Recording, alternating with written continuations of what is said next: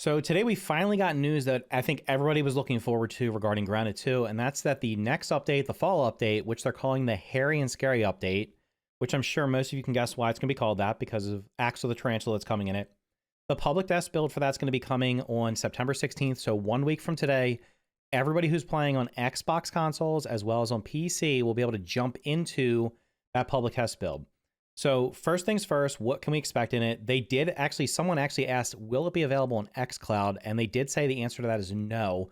So if you're playing Grounded 2 via xCloud, you're going to have to wait until the update comes to the live game.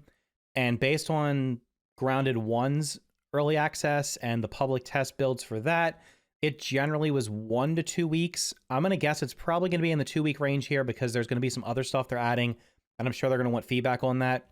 But the two big things that are coming in the update, of course, number one, no pun intended, the big thing is going to be Axel the Tarantula boss, which they revealed a couple of weeks ago at Gamescom, and I'm sure you've seen many videos on it. I made a couple of videos on it. So Axel is going to be coming in the public test build. Axel is going to give us the ability to unlock an armor set. I think there's a couple of weapons as well as a throne, and there's also going to be a chest which has expanded storage. So all that's going to come, so you'll be able to farm the boss. They didn't give a lot of details on the boss other than to say that it sounds like it's not going to be super easy, that it's going to be somewhat challenging, but I do think with our current build limitations in terms of upgrading gear and upgrading everything only to like level 3, that it's not going to be like super omega hard like the Infected Broodmother was, but it sounds like it might not be like super easy. So I'm looking for a challenge, so hopefully it does provide somewhat of a challenge. Beyond that, the second big thing they said that was going to be coming in the public test build for people to try out is going to be more graphical options. So as many of you are probably aware, many of you experienced, when the game launched into early access, a lot of people had crashing issues, stability issues. They had FPS drops or poor FPS, stuttering, all kinds of things.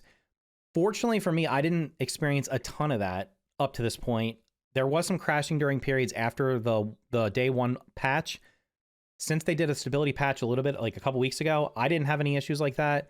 My FPS seems to have been getting worse over time, but it's still playable. It's just not where I would hope it would be. So hopefully these graphical options will give a lot of us the opportunity to play the game at just have a better experience with the game. They said there's going to be, I think, around 12 graphical options, but what they said was DLSS and FSR are not going to be available right now. That's something they're going to add later on, or they're going to look into adding later on. Those are usually the ones that give big performance improvements. So hopefully what they do add is the ability. Honestly, if they give us a box to uncheck Lumen, I think that would solve a lot of people's problems. I don't know how easy that's going to be because there's mods that if you disable Lumen, it literally boosts your FPS by like 20-30%. So maybe that's an option. I don't know. Maybe they'll just turn down shadows. There's a whole range of things it could be. So we'll see what happens with that. Now, how do you join the public test build? Well, it should be exactly the same way as we did it for the first game. I have a video that I did for Grounded, the original Grounded, that shows you how to get into it on both Xbox, if you're on the Xbox Insider app, if you're playing via the Xbox app on PC, that's the same Xbox Insider program.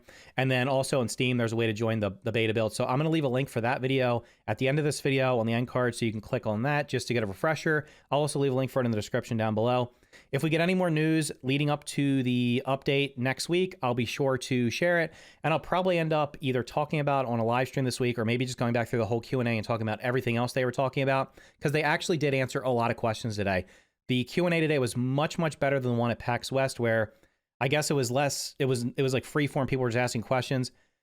This time around, the questions were, people submitted questions via Discord and they had a whole slew of questions.